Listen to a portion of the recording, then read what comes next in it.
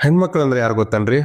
ಹೆಣ್ಣಾಗಿ, ಮಗಳಾಗಿ, ತಾಯಿಯಾಗಿ, ಅಕ್ಕ ತಂಗಿಯಾಗಿ, ಗೆಳತಿಯಾಗಿ, ಹೆಂಡತಿಯಾಗಿ, ಮನೆಯೊಳಗಿನ ನಗುವಾಗಿ, ಮನದೊಳಗಿನ ಒಲುಮೆಯಾಗಿ, ಸರ್ವರಿಗೂ ಬೆಳಕಾಗಿ, ಅರ್ಹರಿಗೆ ಸ್ಫೂರ್ತಿಯ ಸೆಲೆಯಾಗಿ, ಕಷ್ಟ ಕಾರ್ಪಣ್ಯಗಳನ್ನೆಲ್ಲಾ ಎದುರಿಸುವ ಯೋಗಿನಿಯಾಗಿ, ಸಂಸಾರವೆಂಬ ಸಾಗರದಾಗ ಸಾಮರಸ್ಯ ಸಹಬಾಳ್ವೆಯನ್ನ ಸಂಭಾಳಿಸುವ ಸುಪ್ತ ಶಕ್ತಿಯಾಗಿ, ಮಕ್ಕಳನ್ನ ಹೆತ್ತು ಹೊತ್ತು ಶಿಸ್ತಿನಿಂದಲೇ ಸಂರಕ್ಷಿಸುವ ಗುರುವಾಗಿ, ಮನೆಯ ಒಳಗೂ ಹೊರಗೂ ಗಂಡಿನ ಜೊತೆ ಹೆಗಲಿಗೆ ಹೆಗಲಾಗಿ ಸಾಥ್ ಕೊಟ್ಟು ಜೀವ ಜಗತ್ತಿಗೆ ಉಸಿರಾಗಿ ಕ್ಷಮಯಾಧರಿತ್ರಿಯಾದವಳೆ ಹೆಣ್ಣು. ಕೆಲವು ಸಂದರ್ಭಗಳಲ್ಲಿ ಹೆಣ್ಮಕ್ಳು ಮದುವೆಗೆ ಮುಂಚೆ ಅಪ್ಪನ ಮಾತು ಕೇಳ್ತಾರ, ಅಪ್ಪ ಇಲ್ದಾಗ ಅಂತಮ್ಮರ ಮಾತು ಕೇಳ್ತಾರ, ಮದುವೆ ಆದ್ಮೇಲೆ ಗಂಡನ ಮಾತು ಕೇಳ್ತಾರ, ಗಂಡ ಇಲ್ದಾಗ ಮಕ್ಕಳ ಮಾತು ಕೇಳ್ತಾರ, ಮಕ್ಕಳಿಲ್ಲ ಅಂದ್ರೆ ಮೊಮ್ಮಕ್ಕಳ ಮಾತು ಕೇಳ್ತಾರ.